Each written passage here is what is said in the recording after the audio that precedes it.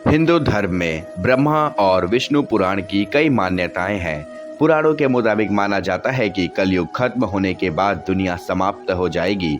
विष्णु पुराण में ऐसी कई परिस्थितियां लिखी हुई हैं जिनसे पता चल जाएगा कि सृष्टि अपने अंत के करीब है। आइए आपको बताते हैं कि गरुड़ पुराण के मुताबिक जब कलयुग का अंत होगा तो सृष्टि में किस तरह के बदलाव आएंगे। तो दोस्तों, स्वागत करता हूं आप सभी का हमारे इस नई वीडियो में। अगर आपने अभी तक हमारे चैनल को सब्सक्राइब नहीं किया है तो कर ले, ताकि आपको हमारी आने वाली वीडियो की नोटिफिकेशन मिलती रहे। तो चलिए स्टार्ट करते हैं बिना किसी देरी के। कलयुग एक ऐसा चिन्ह जिससे पता चलता है कि सृष्टि का अंत नजदीक है। हिंदू धर्म के मुताबिक जीवन चक्र 4 अवधियों में चलता है: सतयुग, त्रेता युग, द्वापर युग और कलयुग। ऐसा माना जाता है कि हर अवधि को पूरा करने के बाद दुनिया का नाश हो जाता है। इसके अनुसार हर युग में धर्म और कर्म की पवित्रता खत्म हो जाती है। ब्रह्मा और विष्णु पुराण के मुताबिक इंसान खुद ही सृष्टि के विनाश का कारण बनता है। हिंदू धर्म के मुताबिक कुछ चीज़ें पहले ही तय कर ली गई हैं, जैसे भगवान विष्णु सृष्टि को शुरू और भगवान शिव सृष्टि को खत्म करने का उत्तरदायित्व निभाते हैं। ब्रह्मा विष्णु पुराण और भविष्य पुराण की भविष्यवाणियों से लेकर गरुड़ पुराण के कर्म और उनके परिणाम तक बहुत कुछ हमारे सामने लाया जा चुका है। लेकिन ये भविष्यवाणियां सुनकर शायद आप बिल्कुल भी विश्वास न करें। कलयुग समय चक्र बताता है कि कलयुग सबसे आखिरी युग है, इसलिए हमें अपने सभी कर्मों का फल इसी युग में भुगतना पड़ेगा। जब कलयुग की समाप्ति होगी तो निश्चित रूप से चौंकने वाली चीजें धरती पर घटित हो रही होंगी। बेमौसम बारिश, आंधी तूफान, जल संकट, ये सब इसका संकेत भी है। इसके अनुसार जैसे जैसे कलयुग अंत की ओर बढ़ेगा, मनुष्य का जीवन काल घटकर मात्र 12 साल तक रह जाएगा और शरीर सिर्फ और सिर्फ 4 इंच तक सिकुड़ कर रह जाएगा। कलयुग का अवतार होगा। ब्रह्मा और विष्णु पुराण में यह भी लिखा हुआ है कि एक वक्त ऐसा आएगा जब ये सृष्टि नफरत और भयानक कृतियों में लिप्त हो जाएगी। हर तरफ बस युद्ध का माहौल ही होगा और पृथ्वी पर भगवान विष्णु कलयुग का अवतार लेकर जन्म लेंगे। पृथ्वी पर विनाश के करीब होगी और तब हर जगह का पानी रहस्यमयी तरह से सूखने लगेगा। इसके अलावा किसी के भीतर भावनाएं नहीं रह जाएंगी। माँ बाप गुरु किसी के लिए भी मनुष्य के दिल में कोई तरह की भावना नहीं रहेगी। लोगों के लिए पैसा इतना जरूरी हो जाएगा कि उसके लिए वे किसी को भी खून करने का तैयार हो जाएंगे। कलयुग के 5000 साल बाद पवित्र गंगा नदी उल्टे बहने लगेगी और वापस वैकुंठ लौट जाएगी। माना जाता है कि कलयुग के 10,000 साल बाद सभी देवी देवता पृथ्वी का पवित्र स्थान छोड़कर जाने लगेंगे। धरती बंजर बन जाएगी। कलयुग का अंत आते आते पृथ्वी पूरी तरह बंजर हो जाएगी। न धरती पर कोई फसल उग पाएगी और ना ही फूल से धरती लह पाएगी। पृथ्वी पर रहने वाले जीव जंतु तक निर्जीव हो जाएंगे। कलयुग के 20,000 साल बाद मानवता की निर्मम हत्या होने लगेगी। पैसे और सत्ता के लिए माँ बेटे तक एक दूसरे के विनाश का कारण बनने लगेंगे। सभी एक दूसरे के खून के प्यासे हो जाएंगे। आतंकवाद अपने चरम पर होगा। दुनिया क्रोध और नफरत से चल रही होगी। तब भगवान विष्णु कलयुग अवतार लेकर धरती पर जन्मेंगे। माना जाता है कि वो 1000 हाथियों के जोड़े से भी ज़्यादा लगातार होंगे और वे पृथ्वी को आज़ाद कराने में 3 दिन का वक्त लेंगे। कलयुग के आखिरी 5 साल में पृथ्वी पर मूलाधार बारिश होगी। कलयुग की आखिरी रात सबसे लंबी होगी, जिसके बाद 12 सूरज उगेंगे, तब तक चमकेंगे जब तक वो धरती का सारा पानी सोख नहीं लेते। ज्योतिष और पौराणिक ग्रंथों में युग का मान अलग अलग है। पौराणिक ग्रंथों के अनुसार 4 युग ही होते हैं: सता, त्रेता, द्वापर और कलयुग। कहते हैं कि कलयुग में पाप अपने चरम पर होगा। वर्तमान में कलिकाल अर्थात कलयुग चल रहा है। ग्रंथों में इस युग में क्या क्या होगा घटित या लिखा गया है। यह भी कि इस युग में जबकि प्रलय होगा तो सिर्फ हरि कीर्तन ही उसे बचाएगा। आओ जानते हैं कि कलयुग के संबंध ग्रंथों में क्या लिखा है। सतयुग में परिक्रमा और तौर पर धर्म के 4 पैर थे। सतयुग में मनुष्य की लंबाई 32 फीट अर्थात लगभग 21 हाथ बताई गई है। इस युग में पाप की मात्रा 0 विषया अर्थात 0% होती है। पुण्य की मात्रा 20 विश्वा अर्थात 100% होती है। राजा हरिश्चंद्र हुए थे। हरिश्चंद्र ने सत्य के लिए खुद के परिवार और अंत में खुद का बलिदान भी दे दिया था। त्रेता युग में धर्म के 3 पैर थे। इस युग में मनुष्य की लंबाई 21 फीट अर्थात लगभग 14 हाथ बताई गई है। इस युग में पाप की मात्रा 5 विश्वा अर्थात 25% होती है और पुण्य की मात्रा 15 विश्वा अर्थात 75% होती है। इस युग में विष्णु का वामन और राम अवतार हुआ था।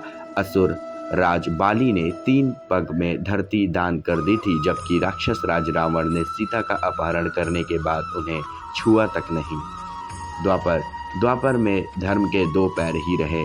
इस युग में मनुष्य की लंबाई 11 फीट अर्थात लगभग 7 हाथ बताई गई है। इस युग में पाप की मात्रा 10 विश्वा अर्थात 50% होती है, जबकि पुण्य की मात्रा 10 विश्वा अर्थात 50% होती है। मतलब यह कि कुछ इस युग में आधे मनुष्य पापी और आधे पुण्यात्मा थे। इस युग में महाभारत का युद्ध हुआ था।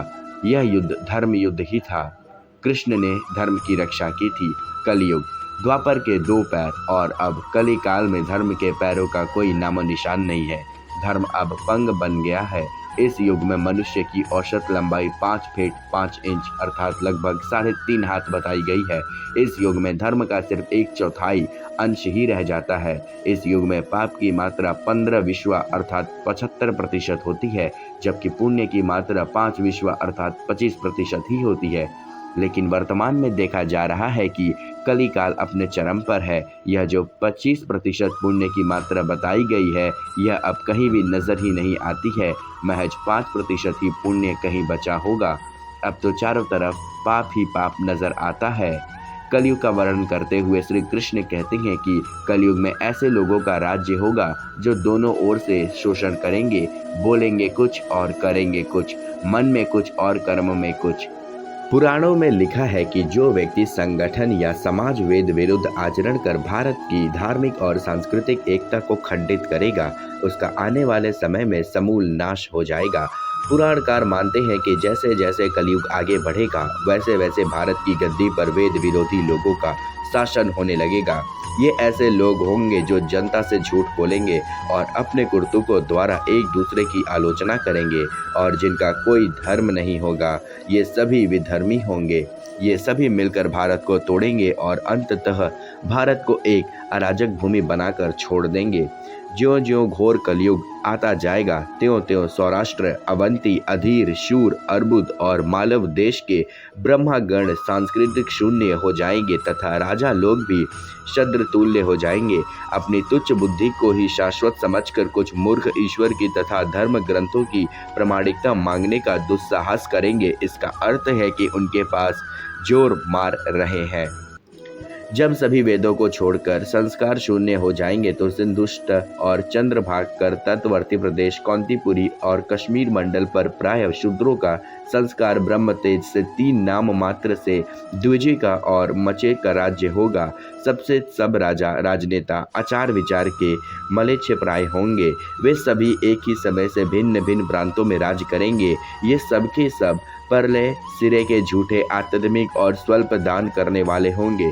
छोटी बातों को लेकर ही ये क्रोध के मारे आग बबूला हो जाएंगे। ये दुष्ट लोग स्त्री, बच्चों, गायों और ब्राह्मणों को मारने के लिए भी नहीं हिचकिचाएंगे।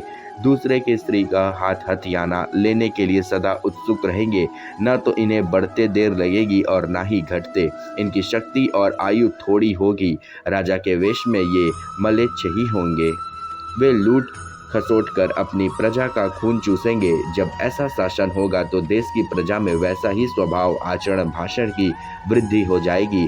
राजा लोग तो इनका शोषण करेंगे ही, आपस में वे भी एक दूसरे के उत्पीड़ित करेंगे और अंततः सबके सब नष्ट हो जाएंगे। भविष्योत्तर पुराण में अनुसार ब्रह्मा जी ने कहा है कि हे नारद, भयंकर कलयुग के आने पर मनुष्य का आचरण दुष्ट हो जाएगा और योगी भी दुष्ट चित्त वाले होंगे। संसार में परस्पर विरोध फैल जाएगा। द्विज, ब्राह्मण, क्षत्रिय, वैश्य दुष्ट कर्म करने वाले होंगे और विशेषकर राजाओं में चरित्रहीनता आ जाएगी। देश देश में, गांव में और कष्ट बढ़ जाएंगे। संत जन दुखी होंगे। अपने धर्म को छोड़कर लोग दूसरे धर्म का आश्रय लेंगे। देवताओं का देवत्व भी नष्ट हो जाएगा और उनका आशीर्वाद भी नहीं रहेगा। मनुष्य की बुद्धि धर्म से विपरीत हो जाएगी और पृथ्वी पर मलेच्छों का राज का विस्तार हो जाएगा। कलयुग के अंत में यह दुनिया पूरी तरह ही बदल जाएगी और किसी के अंदर पहले की तरह सहनशीलता और भावनाओं का नहीं कुछ भी रहेगा। तो दोस्तों, उम्मीद करता हूँ कि आज की वीडियो से आपको समझ में आ गया होगा कि कलयुग के अंत में हमारी दुनिया कैसे होगी और किस तरह के लोग रहेंगे। चारों तरफ ही अनाचार फैला होगा और लोग एक दूसरे के दुख को देखकर ही दुख रहेंगे। तो दोस्तों, उम्मीद करता हूँ कि आज की वीडियो से आपको समझ में आ गया होगा कि कलयुग के अंत में हमारी दुनिया कैसी रहेगी। तो अगर आपने अभी तक हमारे चैनल को सब्सक्राइब नहीं किया है तो कर लें, ताकि आपको हमारी आने वाली वीडियो की नोटिफिकेशन मिलती रहे। तो दोस्तों, मिलते हैं एक और नई वीडियो के साथ, एक और नए जोश के साथ। तब तक के लिए धन्यवाद। और अगर आपने अभी तक इस चैनल को सब्सक्राइब नहीं किया है तो कर लें,